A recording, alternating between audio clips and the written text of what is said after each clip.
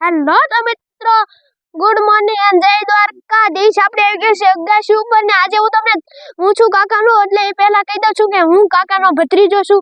અને આજુ તમને અગાશી એટલે કે ગામડાનું સુહાનું મોસમ અને અગાશી ઉપર રહેવાની મજા જ કાંક અલગ છે. અને અહીંયા કોઈ કાંઈ હવા જે શાંતિથી રહેવાની મજા, અને એ સવારે જાગીને સૂર્યોદય જોવા મળે, અને સવારમાં જાગીએ તા મોહલ્લાના ટહુકા અને દૂધડાથી ભરી ઉઠેલા ગામને પણ ગામ કહેવામાં આવે છે. ગામમાં પહેલાના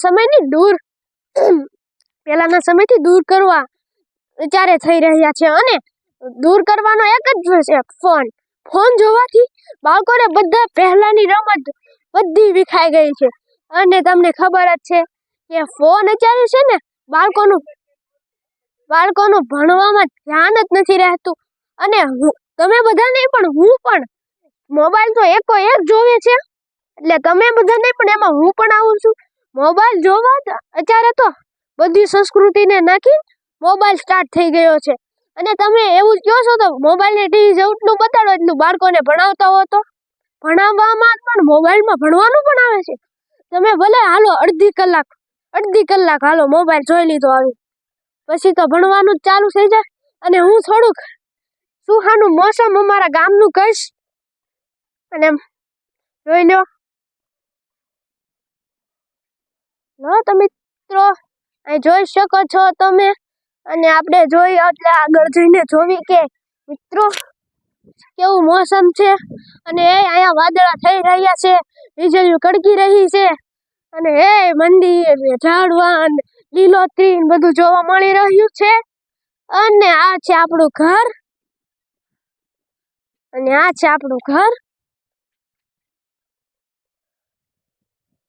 અને મિત્રો તમે કયો એવા અમે વિડીયો બનાવી શકશું, અને તમે કયો તો અમે એવા વિડીયો બનાવશું કે તમે જિંદગીમાં સોચી નહીં શકો. ફેમિલી બ્લોગ, કોમેડી બ્લોગ, એવા બધા એકો એક શોર્ટ્સ જેવા કે બનાવશું, જેમ કે સપ્તાહના, વાડીના, મૃત્યુના, અને સ્કૂલોના બાળકોની ખેલાડીઓના રમતાના, અને ક્રિકેટ આપણે જોઈ જ જશે, ક્રિકેટના પણ વિડીયો મૂકશું આપણે.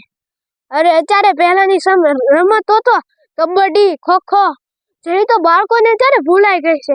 જેમ કે જ્યારે આપણે બાળકોને પૂછીએ ચાલ આપણે રમવા જઈએ, અરે એ જે છે અહીંયા મોબાઈલમાં સારું હોય છે, અને બહાર તડકામાં રહેવું, અને એ તમને કહી દઉં કે તડકામાં રહેવું કરતા છે ને આ સારું પડે છે.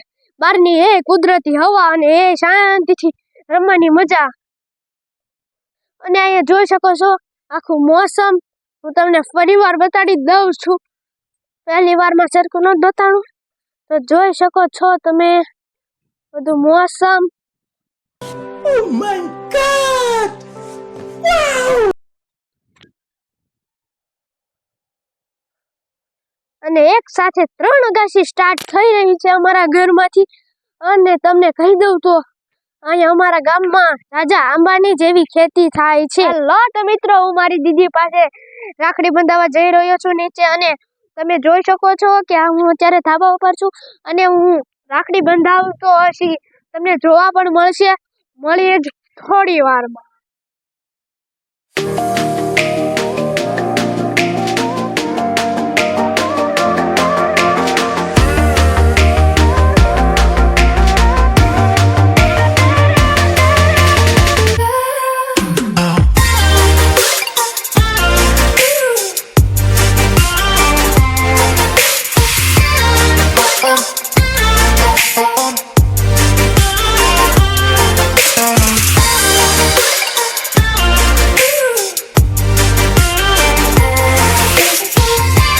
સોખલિયા અને રાખડી બાંધીને દીદીએ ઉતારી બંને ભાઈની હાર. મિત્રો પણ બધા બ્લોગમાં નહીં આવી શકું, પણ 2 બ્લોગમાં આવ્યો છું.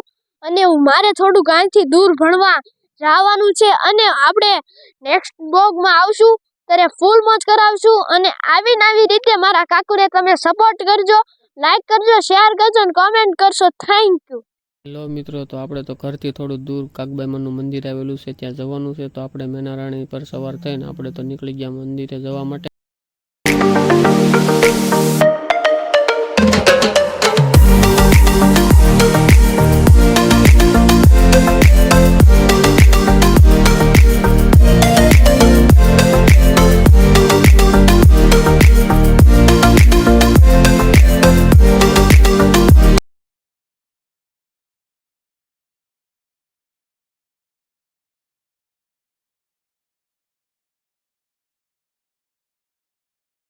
પહોંચી ગયા છીએ મંદિરે. કાગબાઈ માતાજીનું મંદિર ધાર પર આવેલું છે, તો આપણે ધાર ચડી અને ઉપર જઈએ, ઉપરનો વ્યૂ બતાવી દઈએ.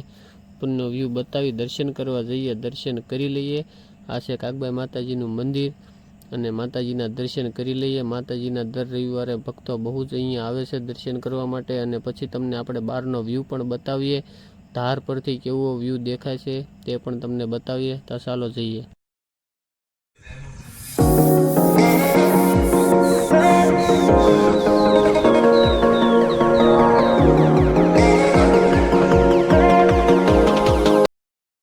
वाह क्या सीन है।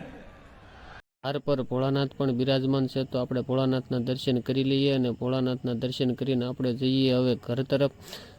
અને આપણે આ મસ્ત મજાનો નજારો જોયો, કેવો લાગ્યો? જો સારો લાગ્યો હોય તો લાઈક, કોમેન્ટ અને શેર કરજો. આવી જ તમને મસ્ત મસ્ત નજારા આપણે બતાવવાના છે, તો લાઈક, કોમેન્ટ અને શેર કરવાનું ભૂલતા નહીં. મળીએ નેક્સ્ટ વ્લોગમાં.